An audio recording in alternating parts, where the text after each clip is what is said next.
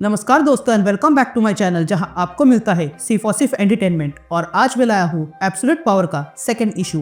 तो यार वीडियो पे नए हो तो वीडियो को लाइक कर देना और चैनल पे नए हो तो सब्सक्राइब कर देना। और साथ ही मेरे चैनल पर ज्वाइन बटन स्टार्ट हो गया है तो आप वहां से ज्वाइन कर सकते हो। और उसी के साथ अब आप मुझसे व्हाट्सएप पर जुड़ सकते हो जिसका लिंक मैं आपको डिस्क्रिप्शन में दे दूंगा। तो यार एब्सोल्यूट पावर के पिछले इशू में आपने देखा कि अमेंडा वॉलर ने पब्लिक को ये दिखा दिया है कि हीरोज उन्हें खत्म कर रहे हैं, जिसके कारण सारे लोग हीरोज पे ही हमला करने लगे।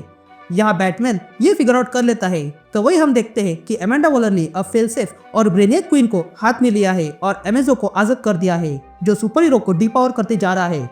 तो अब आगे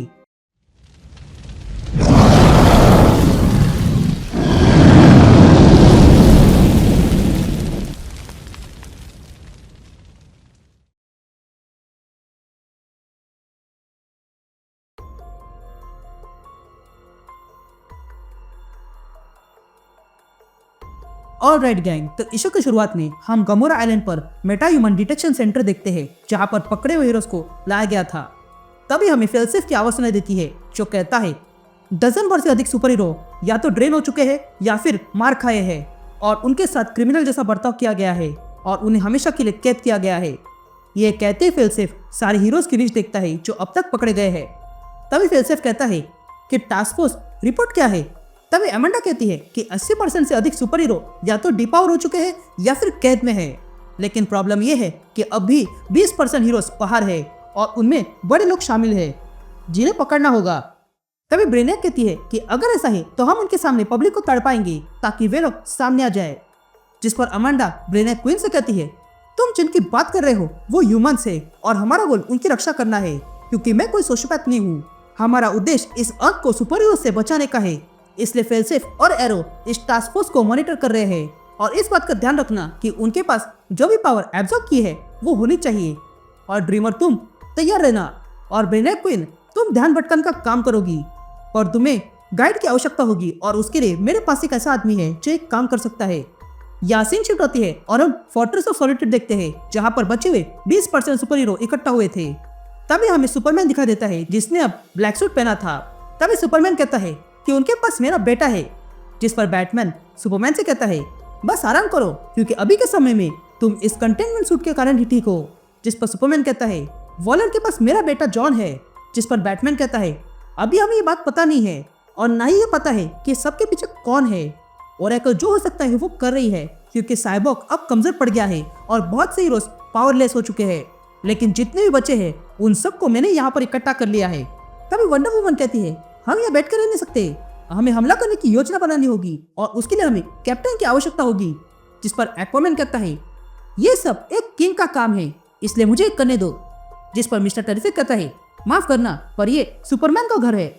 जिस पर बैटमैन कहता है माफ करना सुपरमैन पर तुम कोई अच्छे स्ट्रैटेजिस्ट नहीं हो, तो जो कोई भी इंचार्ज होगा उसे होशियार बनना चाहिए। तभी टेरिफिक कहता है ठीक है मैंने जेल से संभाली है और मैं ये कर सकता हूँ। जिस पर बैटमैन भी जवाब देता है। तभी वंडर वुमन इन दोनों को रोकती है और कहती है बस बहुत हो गया, गॉड्स मूर्ख थे इसलिए उन्होंने जस्टिस लीग को रिटायर कर दिया, इसलिए हमें बात करने के लिए भी अब आपदा की प्रतीक्षा करनी पड़ती है।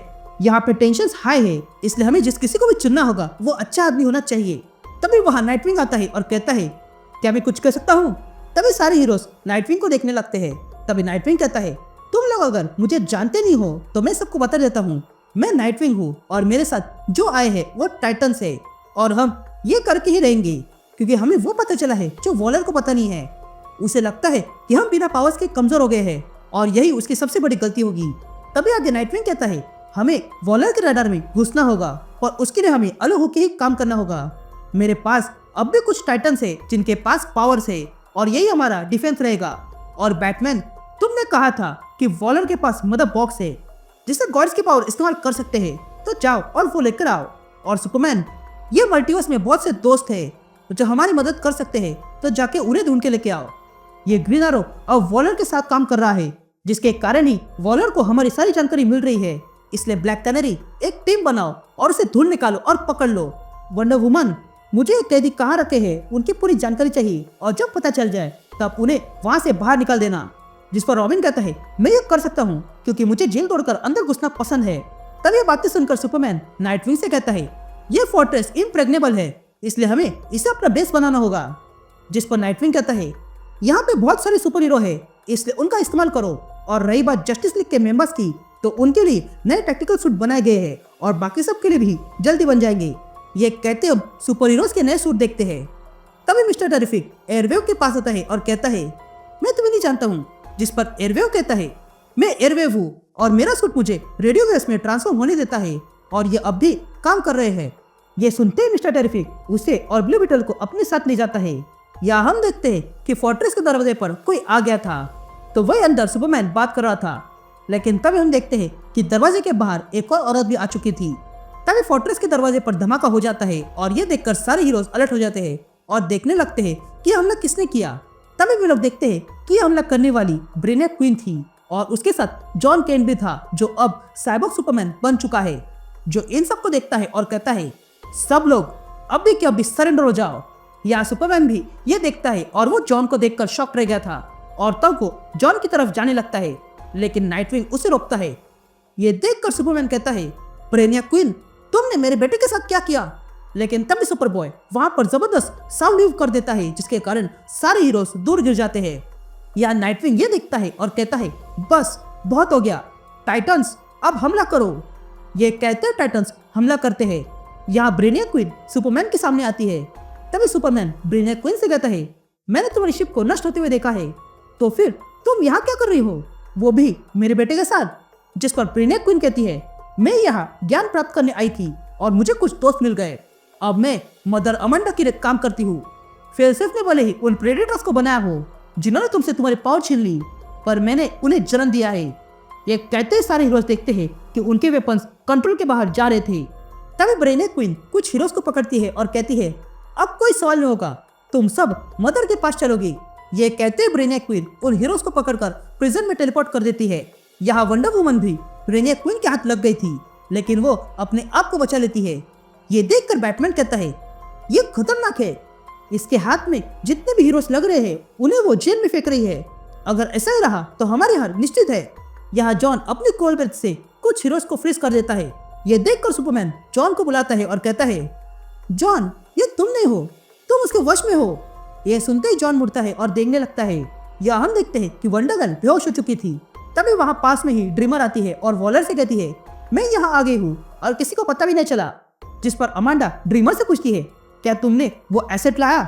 जिस पर ड्रीमर कहती है, वो मेरे सामने ही है। ये सुनते ही अमांडा कॉल कट करती है। यहाँ ब्रेनियक क्वीन प्लास्टिक मैन को पकड़ता है और कहता है, तुम्हारे बोन्स अब इलास्टिक के नहीं है। यह कहते ही ब्रेनियक क्वीन प्लास्टिक मैन को टॉर्चर करने लगती है। यहाँ जॉन सुपरमैन पर अपने हीट विजन से हमला करता है, लेकिन तभी उसे डोना ट्रॉय और स्टारफायर रोक लेते हैं। लेकिन तभी उन पर भी हमला हो जाता है और तब हम देखते हैं कि वहां पर अब अमेजो आ चुका है और वो उन दोनों की पावर्स ड्रेन करने लगता है। लेकिन तभी पीछे से जेलॉट आती है और अमेजो को पीठ से काट देती है। लेकिन तभी वे लोग देखते हैं कि वो अपने आप हील होने लगा था और तब वो अपने अंदर से एनर्जी निकालने लगता है, जिसे देखकर बैटमैन और नाइटविंग समझ जाते हैं कि ये कौन सी एनर्जी है। इधर मिस्टर टेरिफिक और ब्लू बीटल टेलीपोर्टेशन मशीन बनाने में लगे थे, तो वही दूसरी ओर जॉन सुपरमैन पर भारी पड़ रहा था। लेकिन तभी वॉली वहां आता है और क्रिप्टोनाइट निकालता है, जिसके कारण जॉन कमजोर पड़ गया था। यहाँ बैटमैन चोरी छुपे फैंटम प्रोजेक्टर निकालता है, लेकिन तभी ग्लोबल गार्डियन बैटमैन को पकड़ लेता है और कहता है, तुमने फेलसेफ को बनाया है और फेलसेफ ने मुझे, तुम कैसे हो दादाजी? ये सुनते ही ब्रूस को गुस्सा आता है और वो अल्ट्रासोनिक छोड़कर ग्लोबल गार्डियन को ही खत्म करता है और कहता है, पुनः मुझे इस नाम से मत बुलाना। यहाँ ब्लू बीटल और मिस्टर टेरिफिक देखते हैं कि बैटमैन के इस हमले से फैंटम प्रोजेक्टर खराब हो चुका था। इधर ड्रीमर ये चोरी छुपे देख रही थी और तब वो वॉलर से कहती है, ये हाथ से बाहर जा रहा है। जिस पर वॉलर कहती है, सब कुछ कंट्रोल में है तो जल्दी से काम पे लग जाओ, नहीं तो तुम्हारी फैमिली को इसका जुर्माना भरना पड़ेगा। जिस पर ड्रीमर कहती है, ये हमारी शत्रु नहीं है और तुम जो कर रही हो वो पूरा है। लेकिन तभी वॉलर कॉल कट कर देती है। यहाँ वंडर वुमन और एक्वामैन मिलके एंड्रॉइड को पोर्टल से फेंक देते हैं, तो वही मिस्टर टेरिफिक उस फैंटम प्रोजेक्टर को ठीक करने में लगा था। इधर क्रिप्टोनाइट के कारण जॉन अपने आप पर कंट्रोल पा लेता है। ये देखकर सुपरमैन खुश होता है, लेकिन फिर सुपरमैन को पता चलता है कि ये जॉन की चाल थी सुपरमैन को फंसाने की, और तब जॉन सुपरमैन को इन्फेक्ट करने लगता है।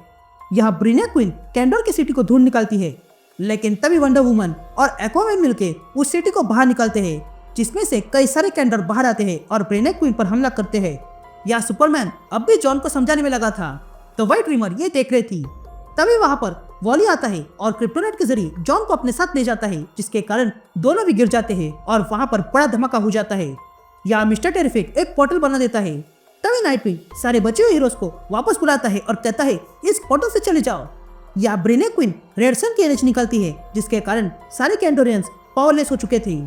या ये देखकर सुपरमैन कहता है अब मेरे पास एक ही रास्ता है। ये कहते सुपरमैन पूरे फोर्ट्रेस को ही सेल्फ डिस्ट्रक्ट पे डाल देता है और फिर बाकी हीरोज को वहां से जाने को कहता है। लेकिन तभी ब्रेनेक क्वीन सुपरमैन को पकड़ लेती है और कहती है तुम्हारे साथ मेरा काम अब पूरा नहीं हुआ है। ये सुनते सुपरमैन ब्रेनेक क्वीन से कहता है ये बात मैं तुमसे कहता हूँ। लेकिन तभी वहां पर ड्रीमर आती है और कहती है सुपरमैन को जाने दो।